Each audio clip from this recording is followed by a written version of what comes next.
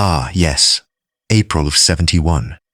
Headlines across South Africa, they fairly screamed of the biggest bank robbery the nation had ever seen. The target?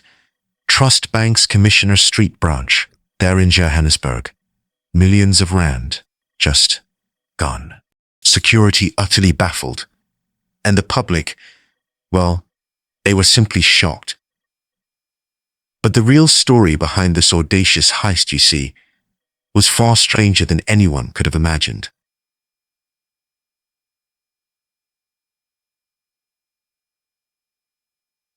A tale of amateur criminals, a business on its last legs, and a crime that almost seemed too easy. Derek Whitehead and Willem Anthony van der Merwe. Now, they weren't hardened criminals. Just ran a small painting business in Johannesburg, struggling to keep it all afloat. Bankruptcy loomed, and desperation, it was certainly setting in. It was during a holiday that the first whispers of criminal ambition began to emerge.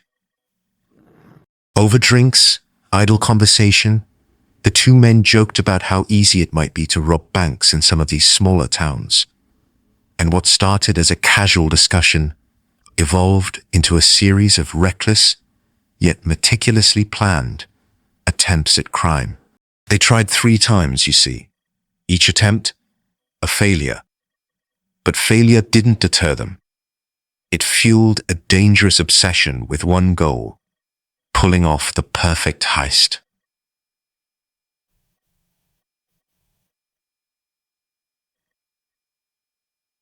Back white. Back. They poured water into one van's petrol tank. The van broke down, and while it was being repaired, they stole the keys and made copies. A seemingly small act, but one that would set the stage for a robbery that stunned the nation. Think about it. A technique more suited to a crime thriller than real life. These weren't professional thieves, but their audacity and cunning blurred that line. On April 28, 1971, the plan came together. Whitehead, van der Merwe, and Whitehead's wife, Jeanette, drove to the Trust Bank branch. As security guards transferred money into the van, Whitehead slipped into the driver's seat. And then they drove off, cash in hand, a simple, bold act that left onlookers stunned. The trio made their getaway, eventually dumping the cash boxes into the murky waters of the Vaal River. To the authorities, it was baffling. Detectives were convinced this could only have been the work of a highly trained professional team. Yet, the culprits were anything but. For 2 weeks, detectives pursued the case with intensity. The public demanded answers. Who could have executed such a precise robbery? It was a combination of luck, recklessness, and insider knowledge that eventually led the authorities to Whitehead and van der Merwe. Arrested at last, the amateur thieves faced a trial that revealed just how human and flawed the perfect heist had been. Courtroom transcripts painted a picture of ordinary people pushed to extraordinary lengths, revealing a blend of desperation, audacity, and poor judgment. Whitehead and van der Merwe were sentenced to 10 years in prison.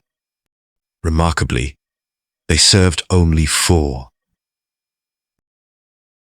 Jeanette Whitehead, their accomplice, received 3 years. The sentence sparked debate.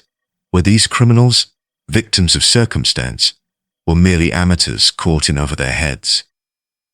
Some argued their ingenuity deserved begrudging admiration, while others saw reckless endangerment and greed. This case blurred the lines between professional crime and desperate improvisation. It forced South Africa to rethink security measures and the profile of a bank robber.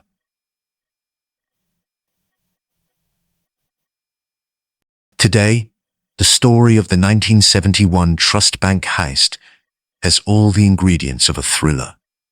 A failing business, amateur criminals, a daring plan, and a river to hide the evidence.